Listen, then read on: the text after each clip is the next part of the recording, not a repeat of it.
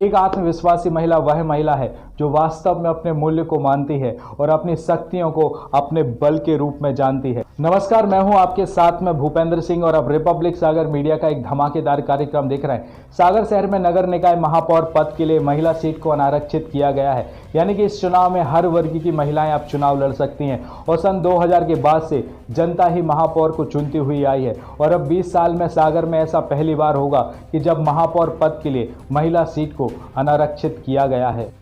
और सीट अनारक्षित होने के कारण राष्ट्रवादी पार्टियां अपना दांव सामान्य वर्ग की महिलाओं के साथ में खेल सकती हैं। इसमें बहुत सी महिलाओं के नाम प्रबल दावेदार के रूप में आ रहे हैं। अगर हम बात करें प्रबल दावेदार के रूप में आए महिलाओं की, तो इसमें सबसे पहला नाम आता है डॉक्टर अनिल तिवारी की पत्नी प्रतिभा तिवारी का। दूसरा नाम आता है सुखदेव मिश्रा की पत्नी रीता मिश्रा का। तो तीसरा नाम आता है कपिल मलैया की सुपुत्री आकांक्षा मलैया का। आकांक्षा मलैया के बारे में हम आपको बता दें, वो सागर शहर में एक विचार संस्था के नाम से एनजीओ चलाती है और इस कोविड-19 के पीरियड में लगे लॉकडाउन में उन्होंने काफ़ी लोगों की मदद की और वो मदद तब की जब लोगों को उसकी सबसे ज़्यादा ज़रूरत थी, जिस कारण उनको समाज में एक नई प्रतिष्ठा मिली और समाज में एक नई पहचान मिली। तो इसमें प्रबल दावेदार के रूप में आकांक्षा मलैया का नाम भी आ रहा है। और उसके बाद में नाम आता है मुकेश जैन ढाना की पत्नी संगीता जैन का। और फिलहाल कांग्रेस की ओर से प्रबल दावेदार के रूप में निधि जैन का नाम आ रहा है।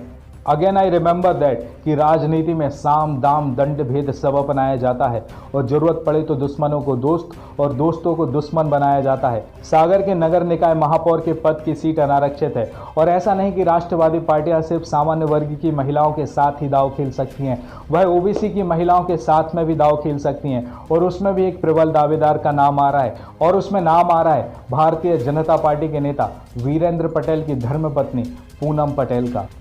पूनम पटेल के बारे में हम बात करें तो सन 2009 में कैंट सागर में चुनाव हुए और महिला सीट आरक्षित होने के कारण वह चुनाव लड़ी और जीती भी और उन्हें पूरे भारत देश की पहली महिला छावनी परिषद उपाध्यक्ष बनने का गौरव भी प्राप्त हुआ और उसके साथ साथ ही भारतीय जनता पार्टी की जिला महामंत्री रही और महिला मोर्चा की जिला मंत्री रही और उसके साथ साथ कुशवाहा महासमाज की जिला अध्यक्ष भी रही हैं। इसके बाद 2015 में फिर चुनाव हुए। इस बार दोनों पति पत्नी 6 नंबर और 7 नंबर वार्ड से चुनाव लड़े। हम बता दें कि 6 नंबर वार्ड वही है जहां पर पूनम पटेल उपाध्यक्ष रहीं और 6 नंबर वार्ड से वीरेंद्र पटेल ने चुनाव लड़ा तो 7 नंबर वार्ड से पूनम पटेल ने चुनाव लड़ा और इस चुनाव में वीरेंद्र पटेल की जीत हुई, पर दुर्भाग्यवश पूनम पटेल की हार हो गई। लेकिन हार भी बहुत ऐतिहासिक थी क्योंकि सबसे ज़्यादा जीत दर्ज की वीरेंद्र पटेल ने, तो सबसे कम वोट यानी कि महज 13 वोटों से पूनम पटेल हारी।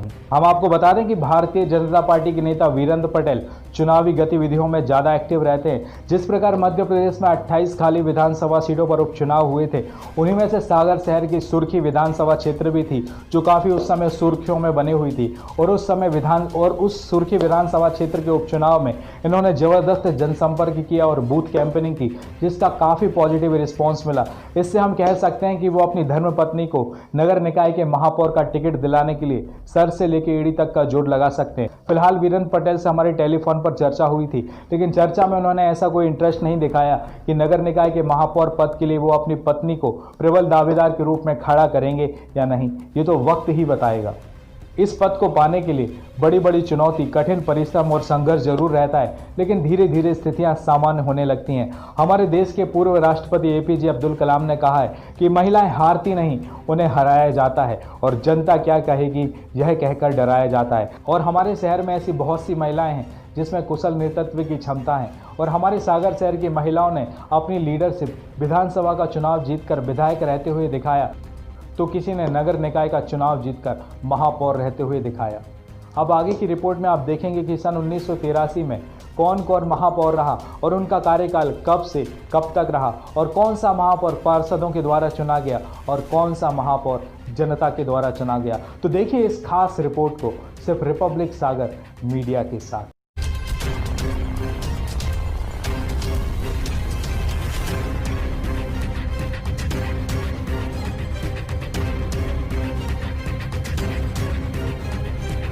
सागर में नगर निकाय महापौर पद के लिए महिला की सीट को अनारक्षित किया गया है, यानी कि इस बार किसी भी वर्ग की महिलाएं चुनाव लड़ सकती हैं। वर्ष 2000 के बाद से जनता महापौर चुन रही है और इन 20 साल में यह पहली बार है जब सागर महापौर सीट महिला के लिए अनारक्षित की गई है। इसके पहले 2014 में यह सीट ओबीसी के लिए आरक्षित हुई थी। वर्ष 2021 के चुनाव में सागर सीट से 5वीं महिला महापौर चुनी जाएंगी। उधर सीट आरक्षण के बाद अब सामान्य वर्ग की महिलाओं को लेकर अभी से जातिगत समीकरणों को लेकर जद्दोजहद शुरू हो गई है। दरअसल सागर शहर के 40 से ज़्यादा वार्डों में ब्राह्मण और जैन समाज का बाहुल्य है और इसके चलते इस सीट पर दोनों समाजों में से एक का प्रतिनिधित्व करने वाली महिला को इस बार चुनाव में उतारा जा सकता है। कई नेता अपनी पत्नी को उतारने के लिए कर रहे हैं कोशिश। कई नेता चुनावी मैदान में उतरने का मन बनाए हुए थे, लेकिन महिला सीट के आरक्षित होने के बाद वे अपनी पत्नी को मैदान में उतारने के लिए एक्टिव हो गए। दरअसल सागर में कोई ऐसी सशक्त महिला नहीं है। इसी के चलते आरक्षण के साथ ही कुछ ऐसे नेता रहे जिन्होंने अपनी पत्नी का नाम सोशल मीडिया पर चलाना शुरू कर दिया। तो एक नेता अपनी पत्नी को टिकट दिलाने की मांग को लेकर कैबिनेट मंत्री भूपेंद्र सिंह के पास जा पहुंचे। फिलहाल अभी चुनाव की तारीखें घोषित नहीं हुई है। ज़्यादा जानकारी के लिए हम आपको बता दें कि वर्ष 1983 में सागर नगर निगम के अस्तित्व में आने के बाद से अभी तक 3 महिलाएं और एक किन्नर महापौर रह चुकी हैं। महिलाओं में मनोरम गौर, अनीता अहिरवार और पुष्पा शिल्पी के नाम शामिल हैं। एक बार तो निर्दलीय उम्मीदवार किन्नर कमला बुआ इस सीट पर चुनाव जीती थी, जो बाद में भारतीय जनता पार्टी में शामिल हो गई। हालांकि अनीता अहिरवार चुनाव नहीं लड़ी थी।